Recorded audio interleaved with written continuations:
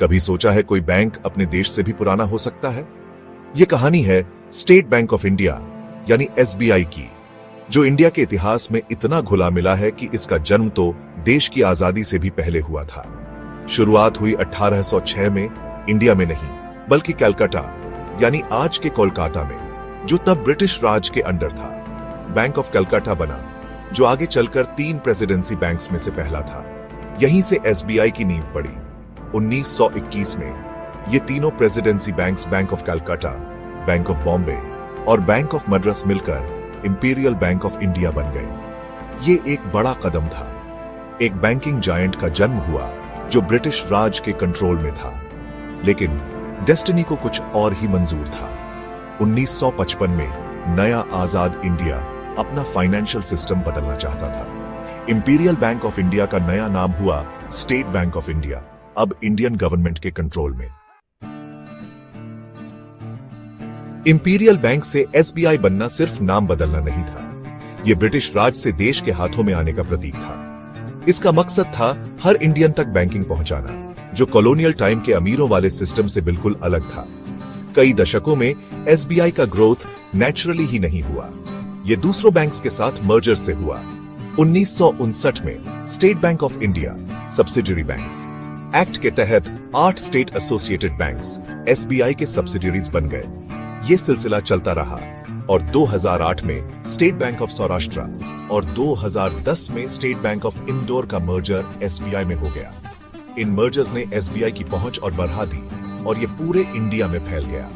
ये मर्जर सिर्फ साइज के लिए नहीं थे, ये रिसोर्सेज, एक्सपर्टीज और टेक्नोलॉजी को मिलाकर एक बैंकिंग पावर हाउस बनाने के लिए थे, जो तेजी से बढ़ते देश की जरूरतें पूरी कर सके। बैंक ऑफ कलकत्ता के फाउंडर्स ब्रिटिश थे, लेकिन एसबीआई को फाइनेंशियल इंक्लूजन का सिंबल बनाने वाले इंडियन विजनरीज थे। जॉन मैथाई जैसे लीडर्स, जो इंडिया के पहले रेलवे मिनिस्टर और state bank of India act 1955 के आर्किटेक्ट थे, ने इसमें अहम भूमिका निभाई। उनका विजन था एक ऐसा बैंक बनाना जो सिर्फ अमीरों के लिए नहीं बल्कि देश के हर कोने तक पहुंचे, किसानों, छोटे बिजनेसेस और आम आदमी को एम्पावर करे। ये विजन आगे चलकर पॉलिसी मेकर्स ने भी अपनाया, जिन्होंने नेशनल डेवलपमेंट में स्ट्रॉन्ग बैंकिंग सिस्टम की इंपॉर्टेंस को समझा। 1969 में बैंक्स का नेशनलाइजेशन, जिसमें 14 बड़े प्राइवेट बैंक्स शामिल थे, ने एसबीआई के फाइनेंशियल इंक्लूजन के काम को और मजबूत किया। इससे बैंकिंग सिस्टम से बाहर के बहुत से लोग बैंकिंग सिस्टम में आ गए, जिससे इकोनॉमिक ग्रोथ और सोशल डेवलपमेंट को बढ़ावा मिला। आज एसबीआई एक फाइनेंशियल जायंट है, जिसकी इंडिया में 22,000 से ज्यादा ब्रांचेस हैं और दुनिया के 20 से ज्यादा देशों में मौजूदगी है। 45 करोड़ से ज्यादा कस्टमर्स के साथ एसबीआई हर 3 इंडियंस में से एक की जिंदगी को छूता है। लेकिन एसबीआई का विकास सिर्फ ब्रांचेस बढ़ाने तक सीमित नहीं रहा। बदलते समय को देखते हुए एसबीआई ने डिजिटल रेवोल्यूशन को अपनाया और खुद को एक टेक सेवी फाइनेंशियल इंस्टीट्यूशन में बदल दिया। YONO, you only need one digital platform की शुरुआत ने इंडियन बैंकिंग में एक नया दौर शुरू किया। ये इंटीग्रेटेड प्लेटफॉर्म बैंकिंग और फाइनेंशियल सर्विसेज का पूरा पैकेज देता है, मोबाइल बैंकिंग और ऑनलाइन ट्रेडिंग से लेकर शॉपिंग और ट्रैवल बुकिंग्स तक।